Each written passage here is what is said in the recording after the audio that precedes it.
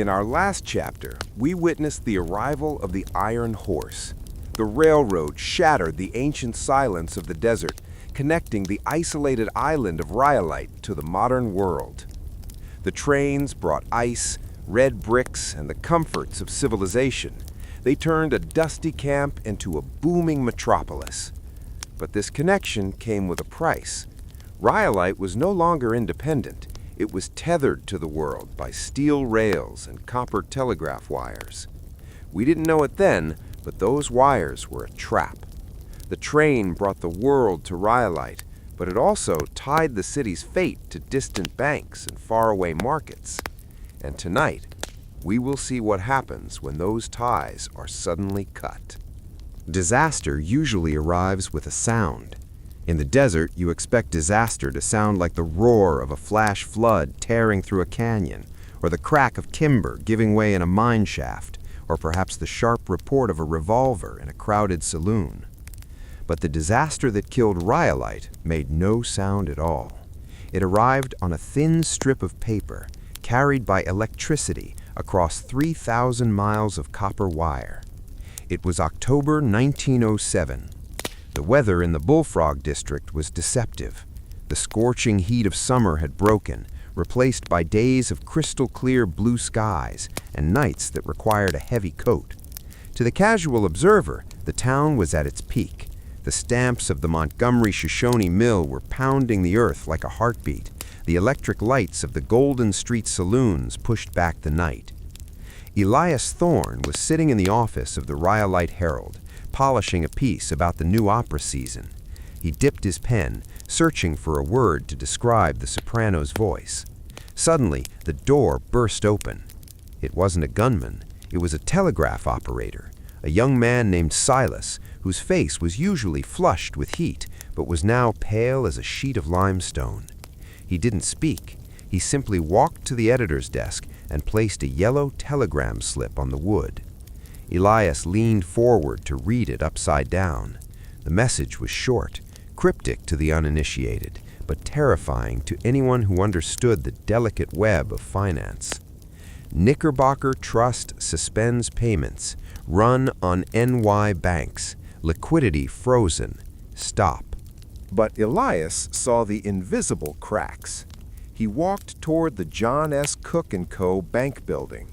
It was the pride of the town, a 3-story fortress of concrete and stone, with Italian marble floors and stained glass windows.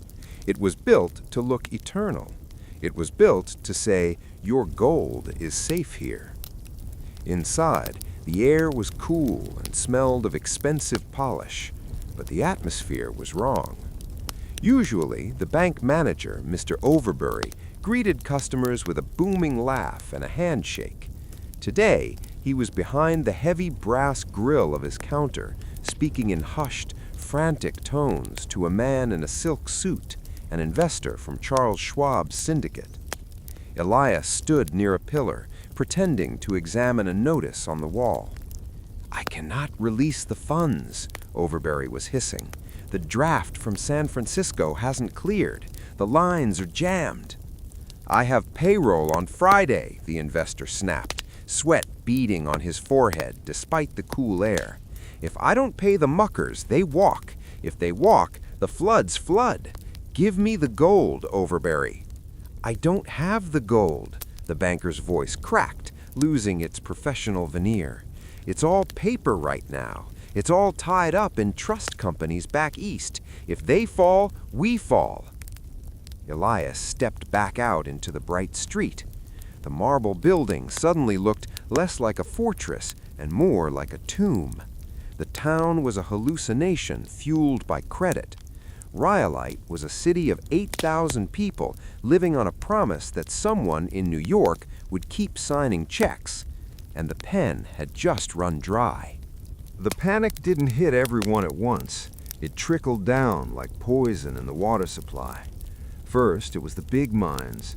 The Montgomery-Shoshone, the pride of the district, received a telegram from headquarters. Cease expansion. Hoard cash. Then it hit the suppliers. The lumber yards, which had ordered trainloads of timber on credit, were told that their loans were called in. They couldn't pay. By Wednesday, the rumors had mutated into hysteria. Elias found Tom Kelly at the train depot. The old mason was loading a few sacks of cement onto a mule cart.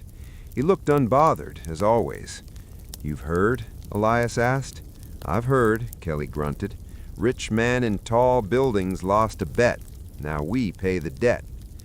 "They're saying the Cook Bank might not open on Monday," Elias said, watching a group of miners arguing near the ticket booth. Kelly stopped working and looked at Elias with his sharp blue eyes. "You know, Elias, when I built my house out of bottles, they laughed. They said, 'Tom, that's trash. Build with wood. Build with stone.' But look at 'em now." Kelly gestured toward the town. "Those stone buildings, they belong to the bank. The bank belongs to the syndicate. The syndicate belongs to the panic. My house, it belongs to me. It's made of empty beer bottles. The beer is drunk, the glass is free. Wall Street can't foreclose on garbage." "You think it's the end?" "I think the music stopped," Kelly said, climbing onto his cart, "and there ain't enough chairs for everyone." Thursday morning brought the spectacle that every boomtown fears, the run. It began before dawn. Men and women clutching passbooks and share certificates lined up outside the Cook Bank. These weren't the wealthy investors. They had likely pulled their money out days ago via wire transfer. These were the shopkeepers, the laundry women, the shift bosses, and the miners who had saved a few dollars for a rainy day. Elias stood on the balcony of the Southern Hotel, looking down at the crowd. It was a sea of fedoras and flat caps, rippling with anxiety. At 9 a.m., the heavy oak doors of the bank did not open. A murmur went through the crowd. It started as a low growl and rose to a shout. Fists pounded on the glass. "Open up! We want our money! Thieves! They're in there packing bags!" Mr. Overbury appeared at the window on the second floor. He looked aged by 10 years in 2 days. He shouted something, but his voice was drowned out by the roar of the crowd. He taped a piece of paper to the glass pane. Elias couldn't read it from the balcony, but he knew what it said. Temporarily suspended due to currency shortage. Clearinghouse certificates issued. Clearinghouse certificates. It was a polite way of saying IOUs. The bank didn't have gold. They didn't have silver.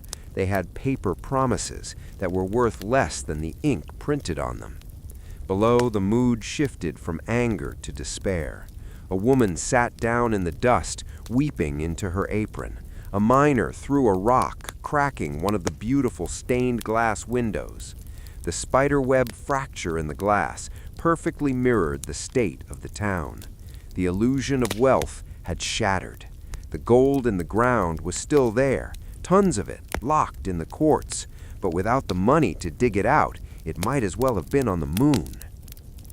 The death of a mining town is measured in decibels. For 2 years, Rhyolite had been loud. The stamp mills ran 24 hours a day, a constant rhythmic thumping that vibrated the floorboards of every house. The steam whistles blew at shift changes. The blasting of dynamite echoed off the canyon walls at noon and midnight. On Saturday, the silence came. The investors couldn't make payroll. The miners, realizing they would be paid in worthless scrip, company paper money instead of gold coin, put down their pickaxes. Elias walked out to the Montgomery Shoshone mine. It was a massive industrial complex, a cathedral of industry. But today, the smokestacks were cold. The giant flywheels were still. He met a foreman he knew, a man named Jack, gritty with rock dust. "Shutting her down, Jack?" Elias asked. "Just for a while, they say," Jack spat, wiping his hands on a rag. "Just until the markets stabilize. A temporary furlough." "Do you believe them?" Jack looked at the massive head frame, the steel tower that lowered men into the earth. "Elias, a mine is like a shark. It has to keep moving. If you stop pumping the water out, the shafts flood. If you stop timbering, the drifts collapse. You can't just turn a key and walk away. If we stop now, nature takes it back. Elias looked at the silent machinery. It was already beginning to look like a ruin. The desert wind was already blowing sand into the gears. "Where will you go?" Elias asked. "Goldfield, maybe, or back to California. I hear there's work in farming." "Farming? At least a potato doesn't need a stock market to grow." By November, the panic had fully metastasized. The queen city of the desert was bleeding out. Elias sat in the saloon, which was strangely quiet. There was no piano player. He had left on the morning train. The bartender, who used to serve ice-cold lager with a flourish, now leaned against the counter, reading an old newspaper. Tom Kelly walked in. He ordered a whiskey, paying with a silver dollar, one of the real coins left in circulation. "The train was full today," Kelly said, taking a sip. "Leaving?" Elias asked. "Packed to the rafters. People sitting on the roofs. They're leaving furniture behind. Pianos, dressers, mirrors, too heavy to carry. The desert is going to be the best furnished parlor in the world." Elias looked at his notebook. He had come here to document the rise of a metropolis.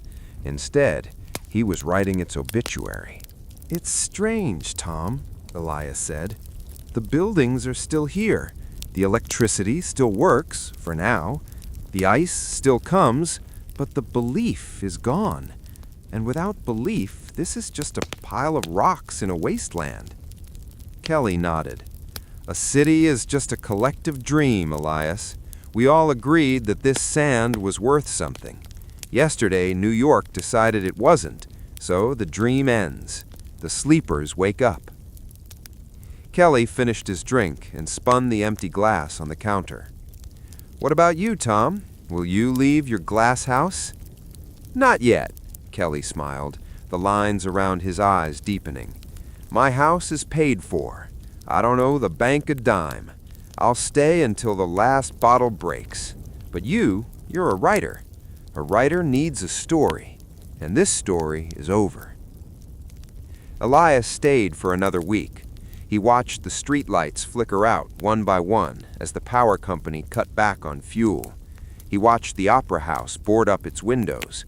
He watched the desert wind begin to pile drifts of sand against the marble steps of the Cook Bank. On his last night, he walked past the bank.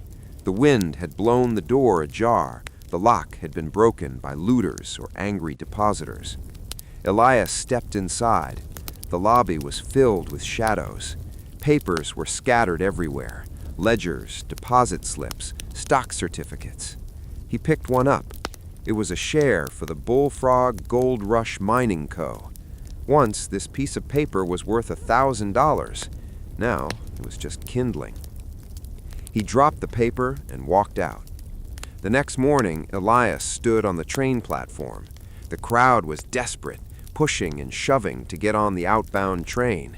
There was no luxury now, no crates of oysters, no ice, just people fleeing a sinking ship. As the train pulled away, Elias looked out the window. He saw Tom Kelly standing by his bottle house in the distance. The early morning sun hit the amber glass, making the house glow like a jewel. It was the only thing in Rhyolite that looked real. The concrete banks were crumbling, the wooden saloons were rotting. But the house made of trash, built by a man who didn't care about the stock market, stood firm. The train gathered speed. The smoke from the engine obscured the view, blotting out the dying city. Elias opened his journal. He wrote one final entry for the Chronicle. "We built a castle of gold on a foundation of paper. We thought we had conquered the desert with our science and our finance. But the desert knows the truth. Values are imaginary. Survival is real. The panic didn't destroy Rhyolite.